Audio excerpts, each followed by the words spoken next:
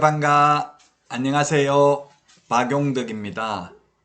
이번 시간에는 2021년 제32회 감정평가사 부동산학 원론 문제 중에서 원론 40문제 중에서 공인중개사법 관련 문제가 해마다 2문제가 출제됩니다. 부동산학 원론에는 세법 관련 문제도 있고요. 민법에 관련된 문제도 있습니다. 그래서 공인중개사법 관련 문제를 풀어보도록 하겠습니다.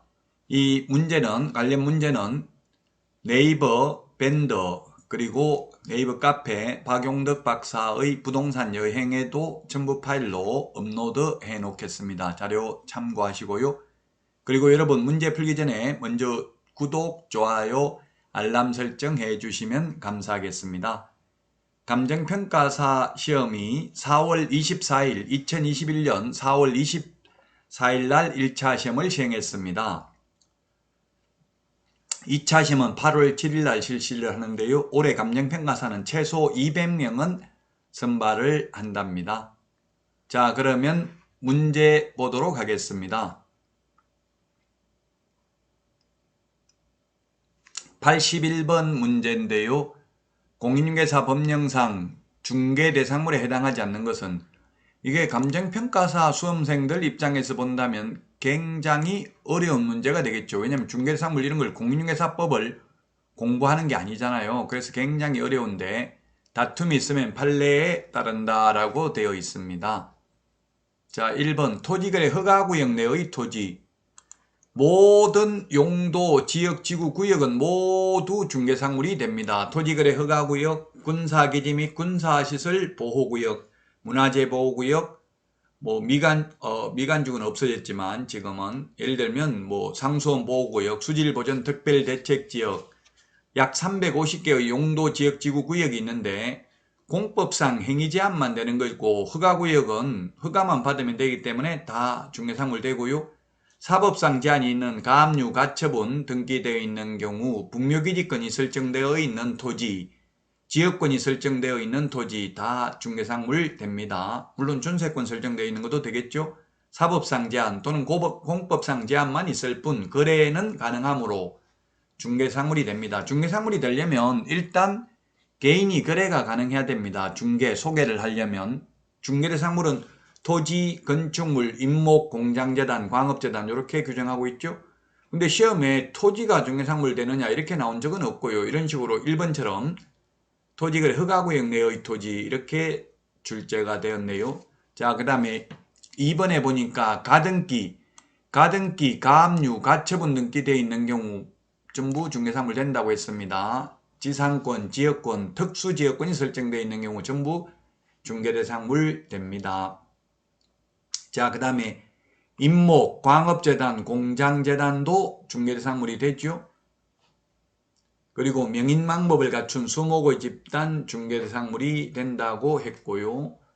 토지라도 중개상물 되지 않는 거는 뭐가 있다고 했어요? 거래 대상이 불가능한 것, 거래가 불가능한 것, 미채굴 강물, 그 다음에 포락지 이런 것들 중개상물 되지 않는다고 했죠. 무주부동산. 따라서 답은 4번이 되겠습니다. 4번에 보니까 사건이 소멸된 포락지. 사건이라고 하면 뭡니까?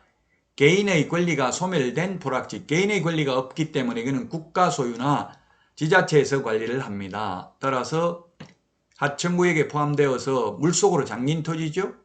사건, 개인의 권리가 소멸됐기 때문에 사고 팔 수 없습니다. 따라서 중개대상물이 아니다.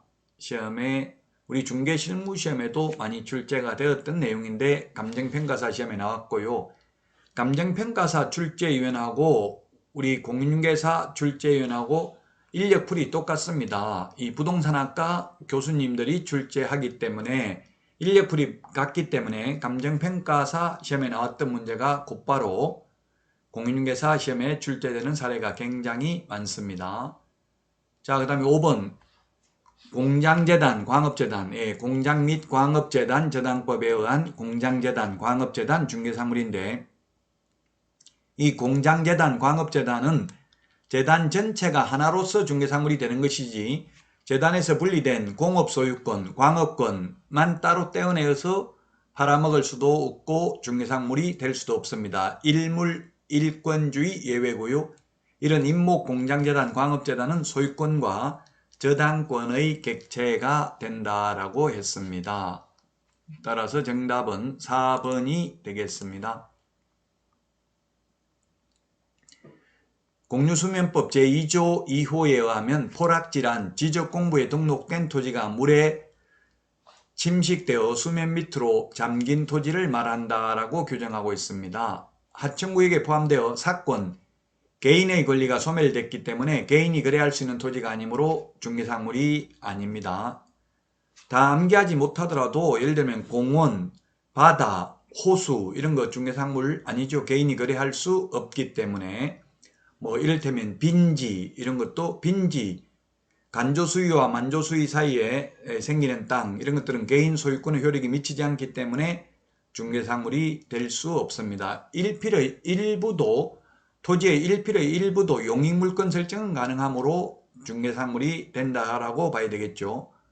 이걸 다 암기할 수는 없습니다. 거래의 대상이 되느냐 안 되느냐 판단해 보면 되겠습니다. 월드컵 경기장 토지지만 중개사물이 아니죠. 청와대 부지 토지지만 중개사물이 될 수 없습니다. 개인이 거래할 수 없기 때문에 국가 소유 부동산이나 지자체 소유 부동산은 원칙적으로 중개사물이 될 수 없습니다. 물론 국유재산이라 하더라도 행정재산은 중개사물이 아니지만 일반 재산의 경우에는 만약에 일반 재산의 경우 옛날 잡종재산이라고 했죠. 일반 재산의 경우에는 매각, 현물출자, 대부의 대상은 됩니다.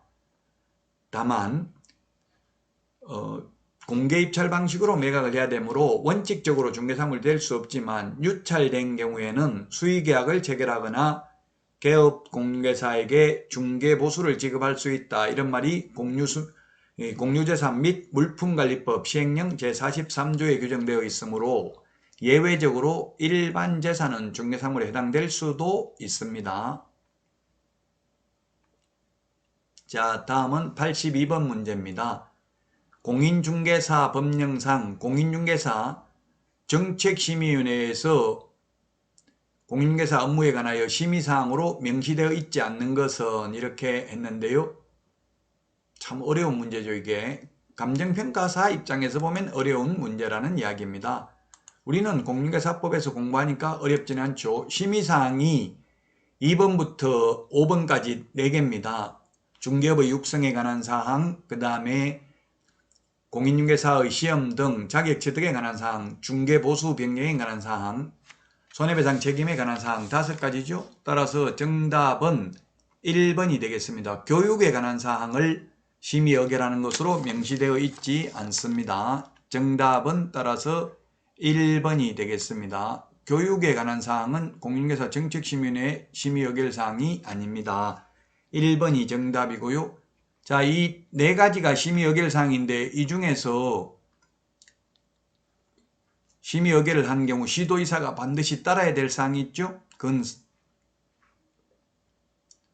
3번입니다. 자격시험 등 공인중개사의 자격취득에 관한 사항을 심의 의결한 경우 시도지사는 반드시 이에 따라야 됩니다. 제가 위원에 5개 비교하는 프린트를 내드렸는데 공인중개사 정책심의위원회 심의의결사항 4가지가 있는데 단 자격취득에 관한 사항의 경우 시도지사는 이에 따라야 된다.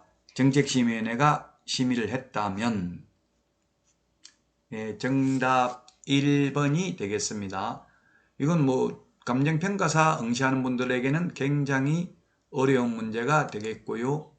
공인중개사 공부하시는 분들한테는 어려운 문제는 아닙니다. 정책심의위원회에서 심의 의결하는 사항이 4가지가 있다. 공인중개사 정책심의위원회는 국토부에 두어야 한다가 아니라 둘 수 있죠. 4가지 사항을 심의 의결하기 위해서 공인중개사 시험 등 자격취득에 관한 사항을 심의 의결한 경우에는 시도지사는 반드시 이에 따라야 된다. 1번의 경우 시도지사는 이에 따라야 됩니다. 그 다음에 부동산 중개업의 육성에 관한 사항, 중개보수 변경에 관한 사항, 시험에 중개보수 변경에 관한 사항을 심의한 경우 시도의사 이에 따라야 된다 해서 공인중개사법의 X로 출제됐습니다. 자격 취득에 관한 사항만 따르면 됩니다. 손해배상 책임 보장에 관한 사항, 지금 우리 공제료가 있잖아요. 공제료가 19만 8천 원인데 1억 가입하려면 이거 올리려면은 공인중개사 정책심의원의 의결을 거쳐야 되겠습니다.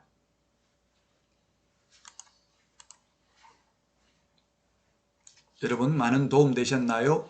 도움 되셨다면 구독, 좋아요, 알람 설정 해주시면 감사하겠습니다. 여러분 오늘도 숙제가 아닌 축제 같은 하루 되시기 바랍니다. 다음 시간에 다시 찾아뵙도록 하겠습니다. 안녕히 계십시오. 안녕.